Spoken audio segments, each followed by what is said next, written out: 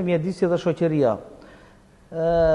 Çështjet kryesore të këtij diskutimi janë vendimi i qeverisë Rama një ditë pas betimit për shfuqizimin e akteve ligjore të importimit të mbeturinave urbane, pjesë e ligjit të shfrytëzimit të mbetjeve të integruara.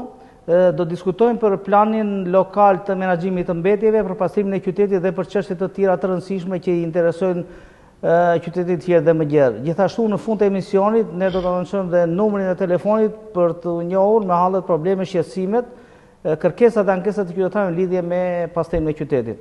Për të diskutuar për këto që thamë më lart, ne kemi ftuar në studion tonë drejtorin e ndërmarrjes pastrimit të qytetit të Fierit, zotin Ramadan Kanani. Mirëmbrëma, mirë se ka ardhur zoti Ramadan. Mirëmbrëma, mirë se vjen. Gazetarin Rapa Jusufaj, mirëmbrëma zoti Rapa, mirë se ka ardhur. Mirëmbrëma dhe mirë se vjetën. Dhe Mustafa Milton, përfaqësues shoqërisë civile, i njohur për qëndrimet e tij konstruktive dhe opozitare me aktet ligjore, me vendimet dhe të gjithë aktivitetin e qytetit të Fierit. Mirëmbrëma gjithë, mirë se ka ardhur në televizion apo. Mirëmbrëma.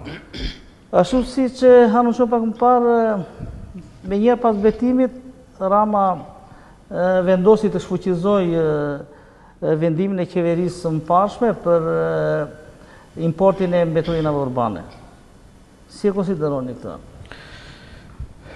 Nuk mendoj se mendimi im do të shfrytëzohet politikisht nga dëgjuesit, por do të them se është një nga vendimet më të drejta të qeverisë Rama, për arsye sepse duke ndjekur në vazhdimsi dje gjithë procedurën që u ndoq për miratimin e një ligji të tillë dhe vendimit të Këshillit të Ministrave menjëherë mbas zgjedhjeve të 23 qershorit, na lindet drejta të themi me plot gojën që është një nga vendimet më të drejta të qeverisë Rama kthimi i këtij ligji mbrapsht.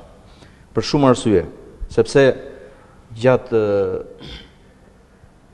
diskutimit të këtij ligji nuk u mor parasysh mendimi i gjithë specialistëve të mjedisit, nuk u mor parasysh mendimi i shoqatave të mjedisit që kërkuan në çdo formë dhe në çdo rrugë që të mos miratojë ky ligj i importit të plerave, por nga qeveria e kaluar nuk u morën parasysh këto kërkesa dhe këto sugjerime.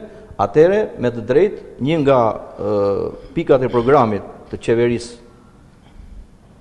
Rama, pra të asaj që lindi mbas zgjedhjeve të 23 qershorit, ishte dhe premtimi në publik që menjëherë neve sa të vinë pushtet do ta kthejmë ligjin e mbetjeve urbane.